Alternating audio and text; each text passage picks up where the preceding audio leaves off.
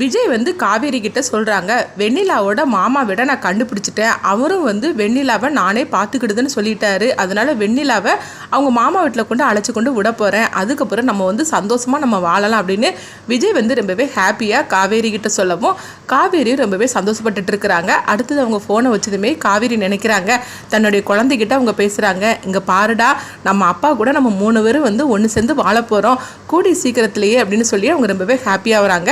அடுத்தது வெண்ணிலாவுக்கு அந்த விஷயம் தெரிய வருது. இதை கேட்டதுமே அவங்க அதிர்ச்சி அடைகிறாங்க. விஜய் வந்து என்னுடைய மாமா வீட்டில் கொண்டு என்னை விட போகிறாரா, அது கண்டிப்பாக நடக்கக்கூடாது அப்படிங்கும் போது அடுத்து பார்த்தோம்னா இதுக்கு ஒரே வழி, பிரஸ்காரங்க கிட்ட இந்த உண்மையெல்லாம் சொன்னால் மட்டும்தான் நம்மளால விஜய் கூட சேர்ந்து வாழ முடியும் அப்படின்னு வெண்ணிலா வந்து பிரஸ்காரங்க கிட்ட சொல்கிறாங்க. விஜய் தான் என்னுடைய கணவர், அவரை விட்டுட்டு நான் எங்கேயுமே போக மாட்டேன் அப்படிங்கிறாங்க. இது விஜயும் அவங்க குடும்பத்தில் உள்ளவங்களை கேட்டு அதிர்ச்சி அடைகிறாங்க. அப்போ வந்து இந்த நியூஸ் வந்து டிவியில் வரவும் அப்போ வந்து காவேரியோட குடும்பத்தோடு எல்லாருமே பார்த்து அதிர்ச்சி அடைகிறாங்க. காவேரிக்கு என்ன பண்றதுன்னே தெரியல.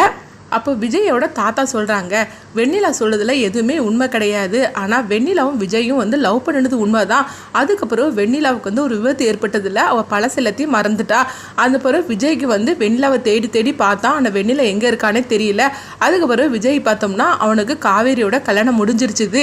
ஆனால் வெண்ணிலா வந்து பழசை எல்லாமே மறந்தனால அவள் இந்த மாதிரிக்கு பேசிகிட்டு இருக்கிறா அப்படின்னு சொல்லவும் உடனே வந்து விஜய் வந்து பிரஸ்காரங்க கிட்ட சொல்கிறாங்க, எனக்கு பொண்டாட்டின்னு உண்டுன்னா அதுக்கு என்னுடைய காவேரி மட்டும்தான், மற்றபடி இவ என் பொண்டாட்டியே கிடையாது, இவ சொல்கிறது எல்லாமே அப்பட்டமான பொய் அப்படின்னு விஜய் சொல்லவும் அப்போ வெண்ணிலா வந்து பிரஸ்காரங்கிட்ட சொல்கிறாங்க, இல்லை இவங்க 2 பேரும் சொல்கிறது எல்லாமே பொய், விஜய் தான் என்னுடைய கணவர், அதனால தானே இவங்க வீட்டில் வந்து நான் இருந்துட்டு இருக்கிறேன், ஆனால் இவங்க வந்து என்னை வந்து தன்னுடைய பொண்டாட்டியாக இவர் என்னை ஏற்றுக்க மாட்டேங்கிறாரு, இதுக்கு நீங்கள் தான் எனக்கு எப்படியாவது ஹெல்ப் பண்ணணும் அப்படின்னு வெண்ணிலா வந்து அழுதுகிட்டே சொல்லவும் விஜய்க்கு என்ன பண்ணுறதுன்னு தெரியல, இது என்னது வெண்ணிலாவால் அடுத்ததாக ஒரு பிரச்சனை வந்துடுச்சு அப்படின்னு சொல்லிட்டு விஜய் வந்து அதிர்ச்சி அடையவும் அப்போ காவேரி வந்து விஜய்க்கு ஃபோன் பண்ணுறாங்க, என்ன விஜய் வெண்ணிலா இந்த மாதிரிலாம் சொல்லிட்டு இருக்கிறா அப்படிங்கும்போது அதுதான் எனக்கும் ஒன்றும் புரிய மாட்டுக்கு, அவளை யாரோ தூண்டி விட்டுட்டு இருக்கிறாங்க, அதனால தான் இந்த மாதிரிலாம் பேசிட்டு இருக்கிறா, ஆனால் கண்டிப்பாக அவன் நினைக்கிறது எதுவுமே நடக்காது அப்படின்னு சொல்லவும் அப்போ காவேரிக்கு என்ன பண்ணுறதுன்னு தெரியல. அடுத்துங்க பார்த்தோம்னா இந்த விஷயத்தை பற்றி காவேரியோட குடும்பத்தில் உள்ளவங்களாம் கேட்குறாங்க, என்னது காவேரி இந்த மாதிரிக்கு நடந்துட்டு இருக்கு, இப்போ என்ன பண்ண போறாளோ தெரியல அப்படிங்கும்போது அப்போ காவேரிக்கு என்ன பண்ணுறதுன்னே தெரியாது தனியாக வந்து அவங்க அழுதுகிட்டு இருக்கிறாங்க.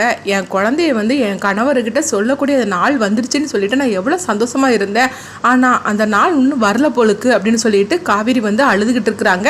இங்கே என்னன்னா விஜய்கிட்ட வந்து அவங்க தாத்தா வந்து சொல்லிட்டு இருக்கிறாங்க, இந்த பிரச்சனை இந்த அளவுக்கு போகும்னு நினைக்கல அப்படின்னு சொல்லிட்டு இருக்காங்க.